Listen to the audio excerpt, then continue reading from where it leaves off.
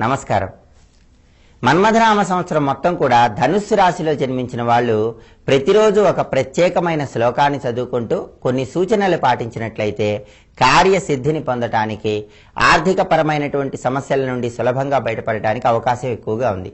ఈ ధనుస్సు రాశి వాళ్ళకి రాశి అధిపతి గురువు కాబట్టి వీలైనప్పుడల్లా గురువులను ఎక్కువగా ఆరాధిస్తూ ఉండాలి. గురుస్వరూపమైనటువంటి దక్షిణామూర్తి, దత్తాత్రేయుడు, షిరిడీ సాయినాథుడు వీళ్ళ ఆలయాలను ఎక్కువగా సందర్శిస్తూ ఉండాలి.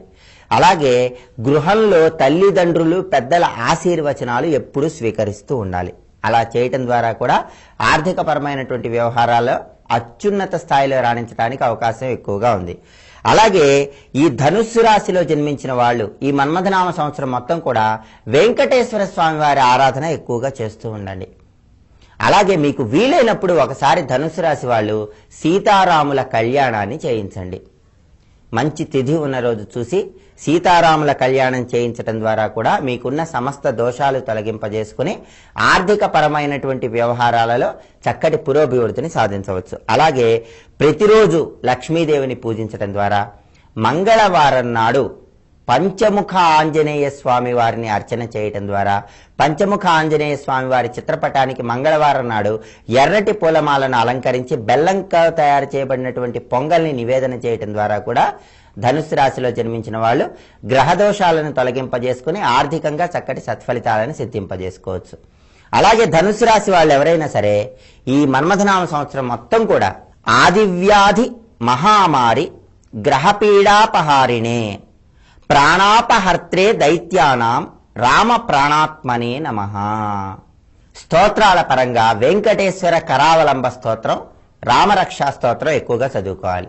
ఈ రెండు స్తోత్రాలు ఈ సంవత్సరం మొత్తం చదువుకోవటం ద్వారా చక్కటి శుభ ఫలితాలను పొందవచ్చు.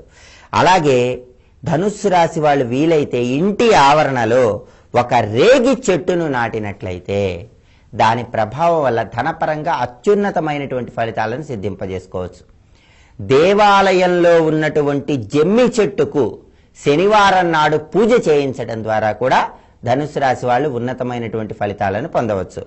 అలాగే రామ తారక మంత్రాన్ని కూడా మనస్సులో వీలైనప్పుడల్లా స్మరించుకుంటూ ఉండాలి. శ్రీరామ జయ రామ జయ జయ రామ అని మనస్సులో వీలైనన్ని సార్లు అనుకోవటం ద్వారా కూడా ధనుస్సు రాశి వాళ్ళు ఆర్థికంగా చక్కటి సత్ఫలితాలను సిద్ధింపజేసుకోవచ్చు.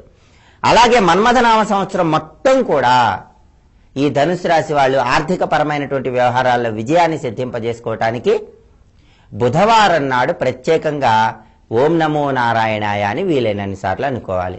అలా చేయటం ద్వారా సకల కార్యాలలో జయాన్ని పొందవచ్చు.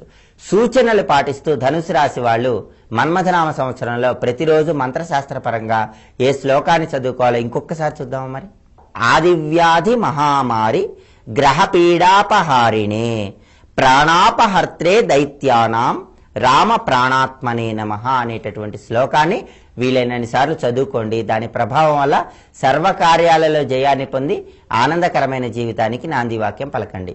ఇప్పుడు శుభదినం అనే అంశంలో ఈనాటి విశేషం ఏమిటో, ఈనాడు ముఖ్యంగా ఆచరించవలసిన విధి విధానాలు ఏంటో పరిశీలిద్దాం. సర్వే జనాః సుఖినో భవంతు.